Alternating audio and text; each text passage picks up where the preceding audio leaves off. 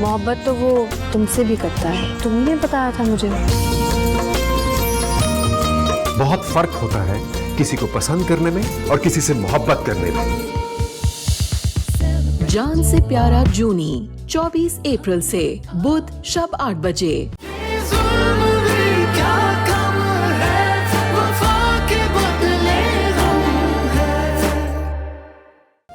Aunty क्या लेंगे आप, चाय या कॉफी?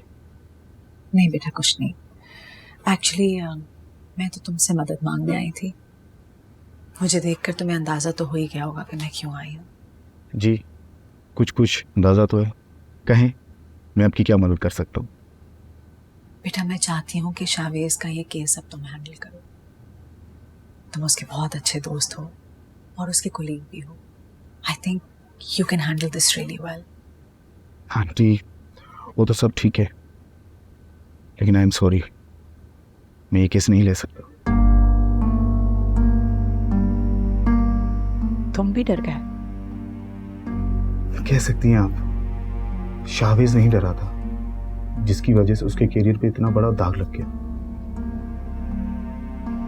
सच की राह बहुत दुश्वार होती है फहद, और कभी कभी इस आजमाइश से खुद भी गुजरना पड़ता है, और जिससे मेरा शावेज इस वक्त गुजर रहा है। मुझे इस बात पर बिल्कुल नदामत नहीं है, बल्कि मुझे फख्र है अपने शावेज पर।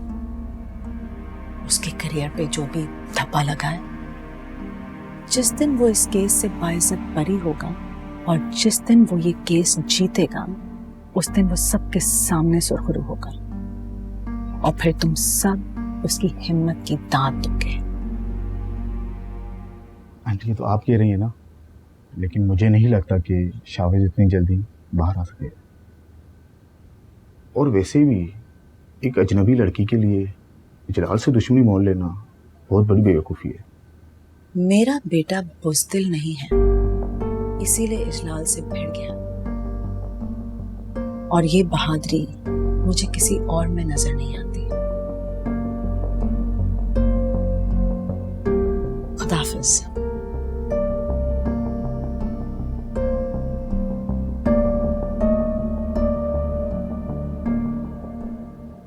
फहद भी मलिक इजलाल की धमकियों से डर गया, मना कर दिया उसने केस लेने को। मुझे उससे इतनी बुज़दिली की उम्मीद नहीं थी। आप फिक्र ना करें, परेशान ना हो, कुछ ना कुछ हो जाएगा इंशाल्लाह। नहीं बेटा मैं परेशान नहीं हूं। मैंने तो तुम्हें हक और सच के लिए लड़ना सिखाया है। अगर मैं घबरा गई, मैं हौसला हार गई, तो फिर तुम्हें हौसला कैसे दोगी? बस तुम परेशान मत होना। तुम्हारी माँ अभी जिंदा है इन जालिमों से निपटने के लिए। जानता हूं।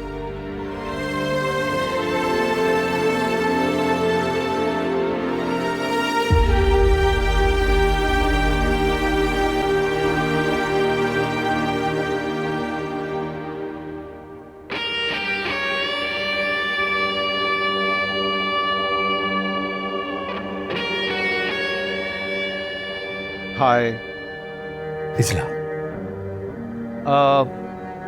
कोई वकील नहीं मान रहा ना? अब क्या होगा आपके बेटे के पेशी का? तुम जैसे दरिंदे का सामना करने की हिम्मत हर इंसान की नहीं होती, लेकिन मैं अल्लाह पर भरोसा रखती हूँ। तुम्हारा अंजाम बहुत नजदीक है। बेटा अंदर है, आप धमकियां लगा रही हैं। अरे मुझे धमकियां लगाने के बजाय कोशिश करें कि आपका बेटा किसी तरह बाहर है। पर कैसे आएगा? मैं आपको गारंटी करता हूं कि कोई भी वकील आपके बेटे का केस नहीं लेगा। अब सारी जिंदगी अंदर सड़े। We'll see. हम भी यही हैं।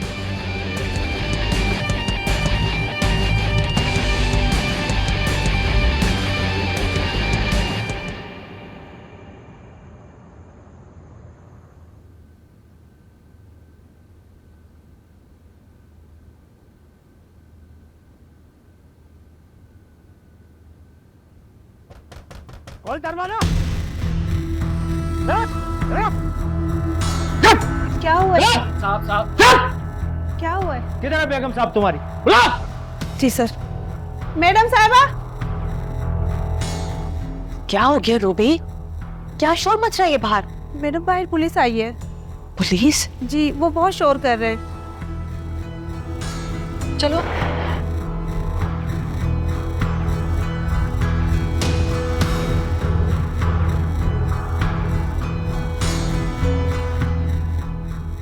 ये क्या तरीका है? रात में इस तरह किसी के घर घुसते हैं? आपके घर की तलाशी लेनी है। सर्च वारंट है आपके पास? जाओ जाके तलाशी लो। आप इस तरह मेरे घर की तलाशी नहीं ले सकते। सर्च वारंट दिखाइए मुझे।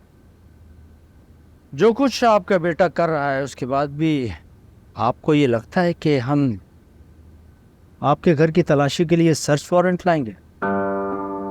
आप गैर कानूनी तरीके से मेरे घर पे घुसे हैं। मैं आपके खिलाफ लीगल एक्शन भी ले सकती हूँ। आप तो वकील की माँ है ना, बल्कि आप तो खुद भी वकील रह चुकी। ये थाना कचहरी पुलिस हमसे ज्यादा बेहतर जानती है।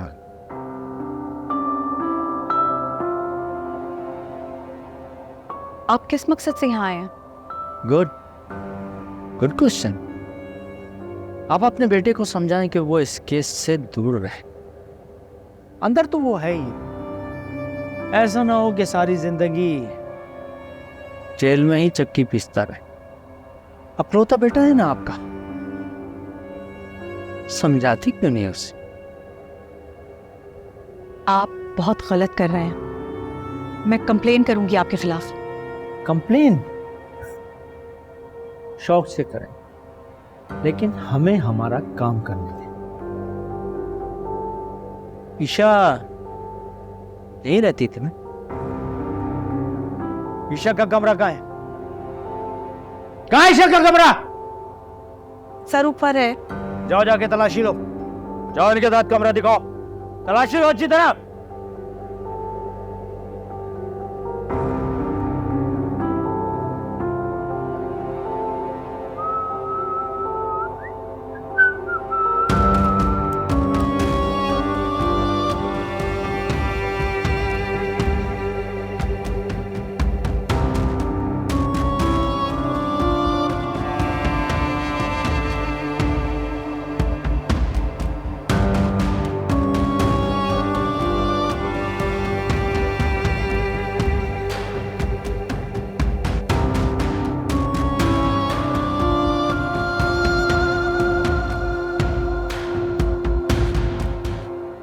हाँ क्या हुआ? सर ऊपर तो कुछ भी नहीं मिला।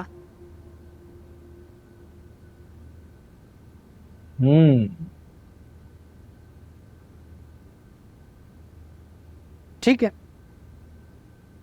फिलहाल तो हम जा रहे हैं, लेकिन अगर जरूरत पड़ी तो फिर आएंगे। आप यहाँ सिर्फ हमें तंग करने आए थे।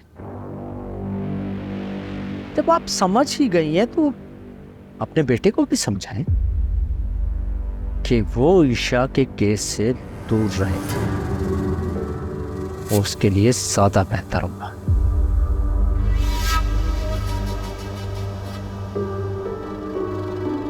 चलो।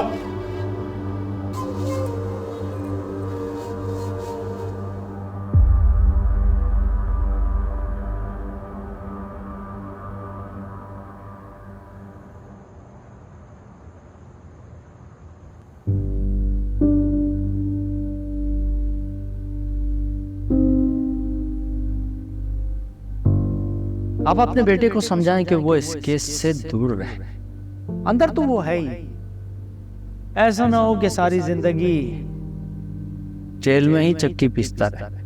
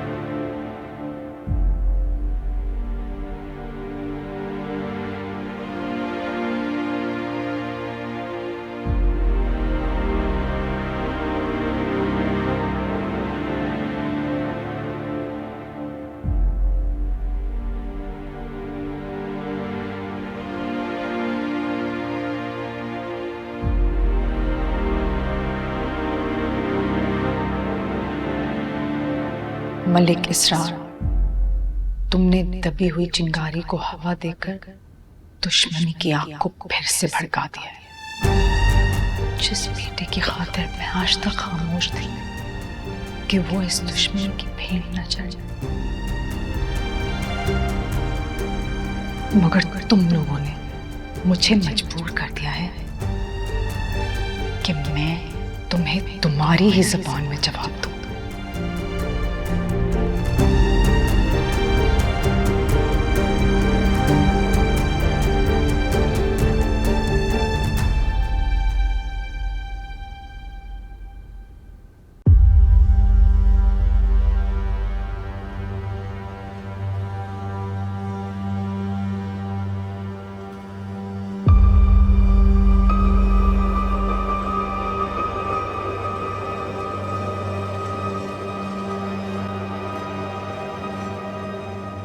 तुम क्यों आए हो तुम यहाँ? बैठने का नहीं कहोगी? मैंने पूछा है तुम यहाँ क्यों आए हो? अरे आ जाओ, बैठकर बात करते हैं ना। और वैसे भी मुझे लग रहा है कि तुम्हारे बेटे के जेल जाने के बाद ना तुम भी अकेली हो गई। आ जाओ। बिल्कुल हैरत नहीं हुई मुझे। तुम आज भी उतने ही बेरहम और सफाक हो। इजलाल जैसे शख्स की तरबियत तुम ही कर सकते थे।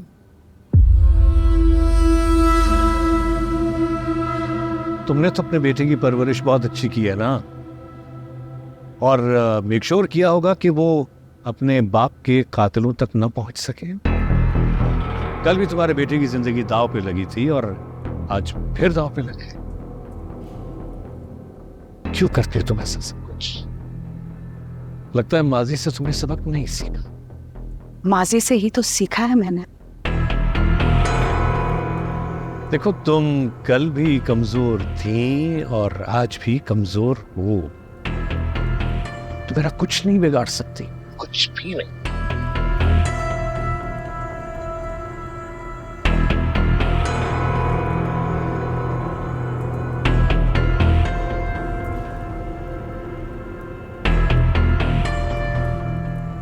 भूल है तुम्हारी।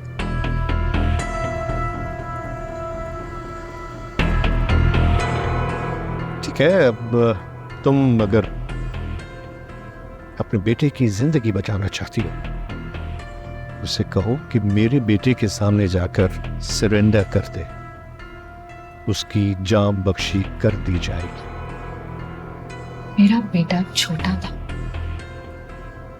इसलिए मैं हार मान के पीछे हट गई। लेकिन अब सवाल ही पैदा नहीं होता।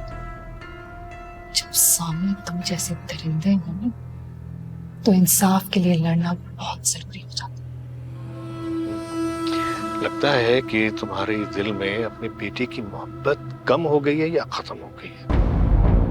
क्यों तुम उसे जिंदगी भर जेल की सलाखों के पीछे देखना चाहती हो, या फिर तुम उसे फांसी के फंदे पे लटकती हुई लाश को देखना चाहती हो? तब मिलेगा तुम्हारी ममता को चैन। क्या चाहती हो तुम? मेरा बेटा तुम जैसों को निशाने इबरत बनाने सलाहों से बाहर निकाल, और तुम इन्हीं अदालतों में सजा पाओगे। ठीक है, कोई भी वकील उसके केस को तो हाथ लगाने को राजी हो नहीं रहा। And I will make sure कि अगर किसी ने हिम्मत की तुम्हारे बेटे के केस को हाथ लगाने की, तो वो अपनी फैमिली से हाथ धो बैठे। और अगर ऐसा हुआ तो फिर तुम मुझे सजा कैसे दिलवाओगे? तुम फिक्र मत करो, जाओ यहां से। ठीक, चला जाता हूं, लेकिन मैं आऊंगा, मैं वापस आऊंगा, लौट के आऊंगा तुम्हारे बेटे को सजा दिलवाने के बाद।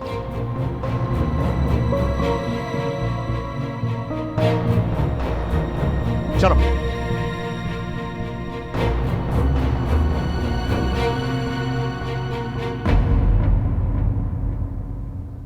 मैंने कभी भी अपने आप को इतना बेबस महसूस नहीं किया। सच का साथ देने वाले लोग न जाने कहाँ चले गए।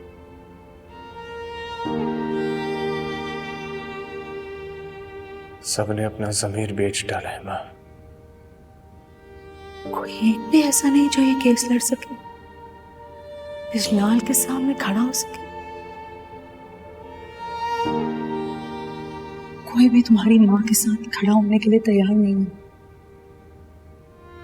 तुम बताओ मैं क्या करूं? कैसे निकालूं तुम्हें यहां से बाहर?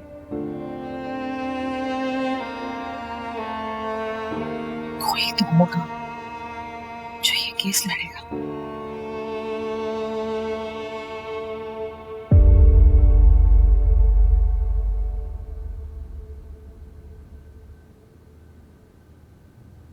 कोई और क्यों मां? आप क्यों नहीं? ये याद है बचपन में एक बार मेरी जिंदगी बचाने के लिए आपने अपना पूरा करियर दांव पे लगा दिया था। आज फिर से आपकी बेटे की जिंदगी खतरे में है माँ।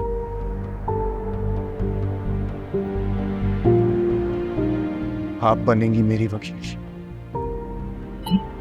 क्योंकि मां किसी और में इतनी हिम्मत नहीं है कि आपके बेटे को बाइज्जत बरी करवा सके।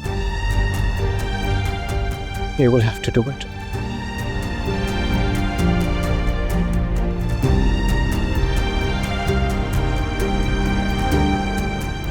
Yes. I'll do.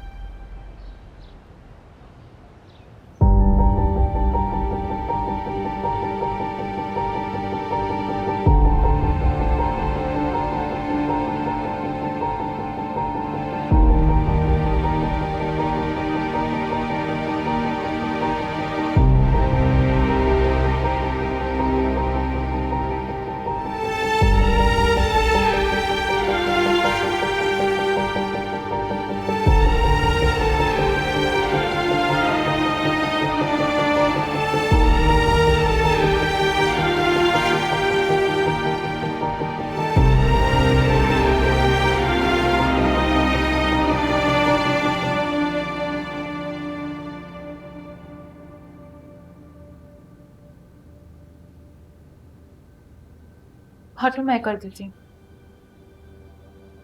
कौन सा नया ड्रामा है भैया? ये कोई ड्रामा नहीं है,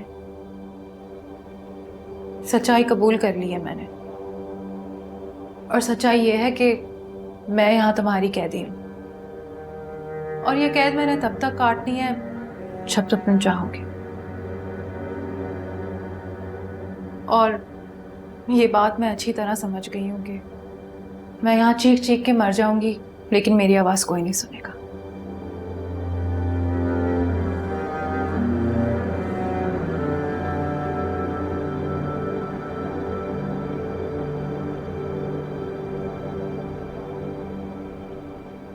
ठीक है, मैं गिर लूंगा।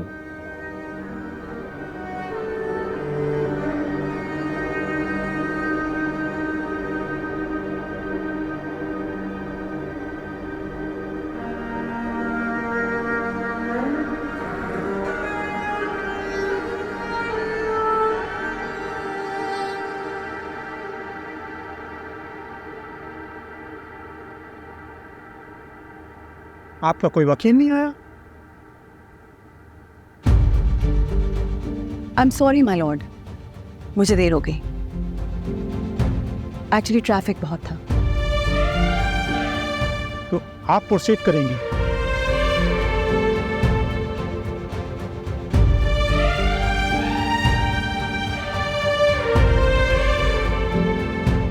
योर ऑनर, ये मेरा लाइसेंस और ये मेरे डॉक्यूमेंट्स।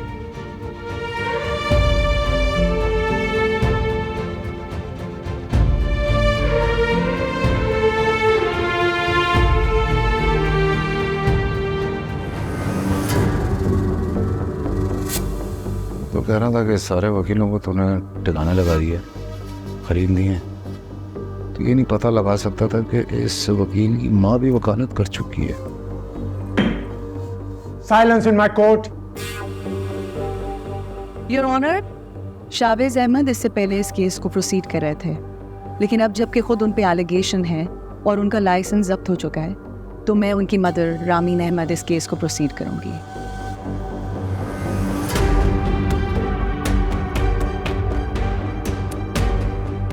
शावेज अहमद बिल्कुल बेकसूर हैं। ये इस मुअज़्ज़ज़ अदालत के सामने मैं साबित करूंगी।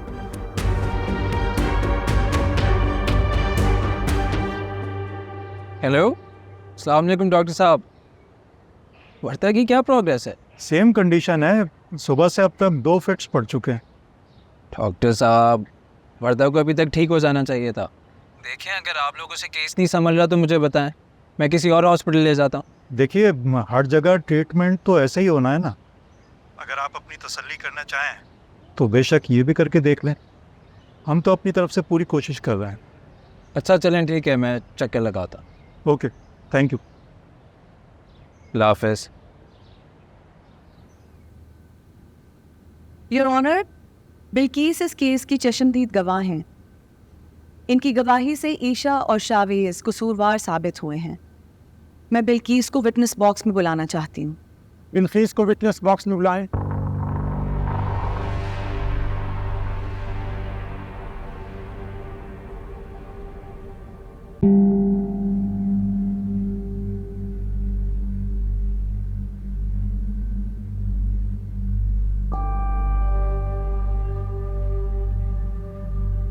बिल्किस, आपके कितने बच्चे हैं?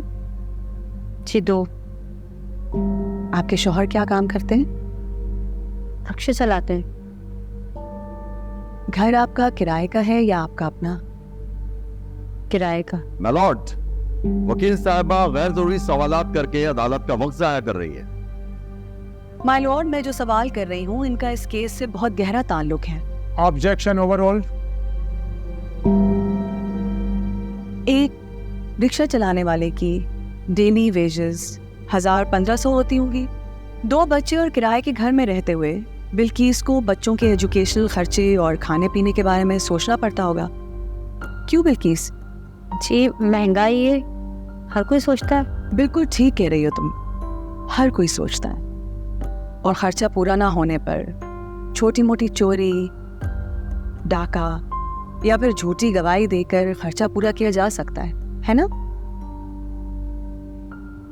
ऐसी तो कोई बात नहीं है। मैंने बताया ना, मैं मुख्तलिफ घरों में काम करती हूँ, अच्छा खासा गुजारा हो जाता है।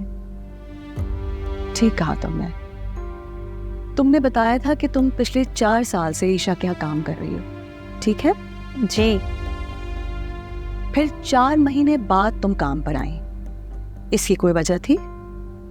जी, वो मेरे गांव में शादियां थी और फिर फौतगी भी हो गई थी, तो बाजी से छुट्टी ली थी। सही। शावेज को ईशा के घर पहली दफा तुमने कब देखा? यकीनन 4 महीने पहले ही देखा होगा। जी जी जी जी। सही से सोच के बताओ कि शावेज को तुमने ईशा के घर कब देखा? मैंने बताया ना आपको, ईशा बाजी के लड़कों से ताल्लुकात रहे। शावेज साहब भी घर पे आते थे, कभी कभार ईशा बाजी उनके साथ चली जाती थी शॉपिंग पर। योर ऑनर, मैं अदालत को बताना चाहती हूँ कि बिल्किस इस वक्त सरासर झूठ बोल रही है। वीडियो वायरल होने से पहले ईशा और शावेज एक दूसरे का नाम तक नहीं जानते थे, बल्कि वीडियो वायरल होने के बाद मैं, जो कि एक व्लॉगर और सोशल वर्कर हूँ, मैंने ईशा को खुद अप्रोच किया। शावेज ने यह केस मेरे इसरार पर लिया। ईशा और उसकी माँ को जब हम मिलने गए तो वहाँ पर मलिक इजलाल के गुंडे ईशा और उसकी माँ को धमका रहे थे। ईशा को बचाते हुए शावेज को गोली भी लगी, जिसकी एविडेंस आपके पास मौजूद है। माय लॉर्ड, बिल्किस के माशी हालात इस बात की निशानदही करते हैं कि इसको पैसों की जरूरत थी। शौहर और बच्चों को अकेले गांव में छोड़ के अचानक इसका शहर वापस आ जाना और ईशा के घर 4 महीने के बाद काम पर आ जाना और उसी दिन रक्षंदा बेगम का जल के मर जाना महज इत्तेफाक नहीं बल्कि एक प्लान था।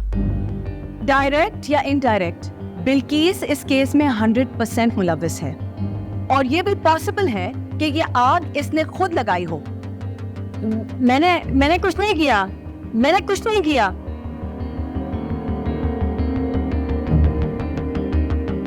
अगर मैं ये केस हारा ना तो सबसे पहले गोली तुझे मारूंगा। मैं निकल रहा हूँ, ये ना हो यहाँ मैं ही पकड़ा ना हो, ठीक है? तुम लोग आओ मेरे साथ और तू यहीं रुकेगा, ठीक है? मुझे अपडेट कर, चुप करके निकलना।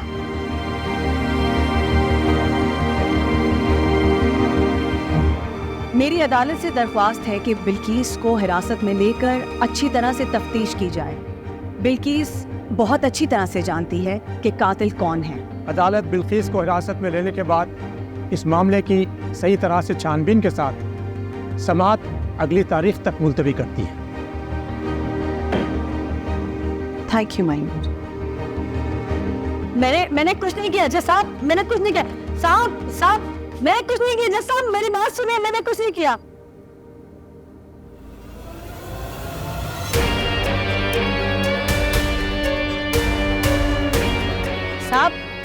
साहब मुझे बचाने, साहब मुझे बचा।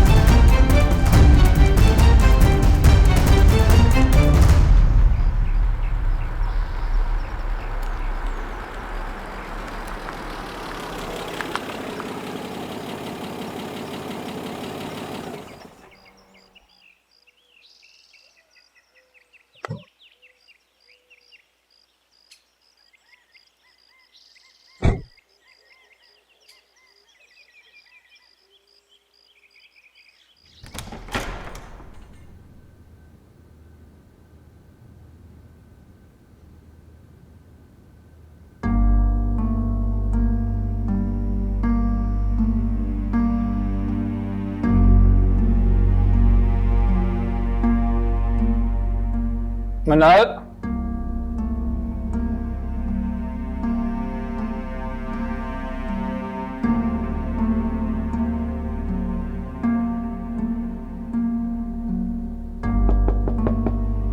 मनाल,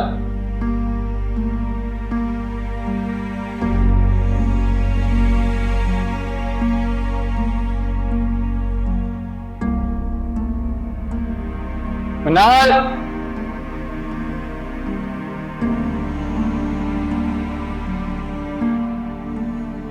मनाल,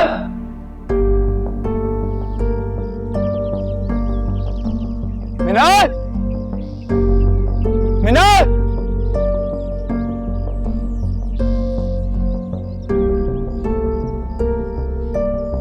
मनाल,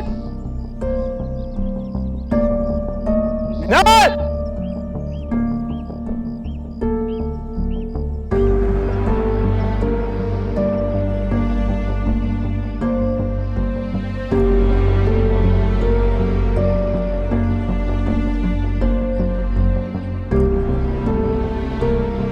नहीं बख्श।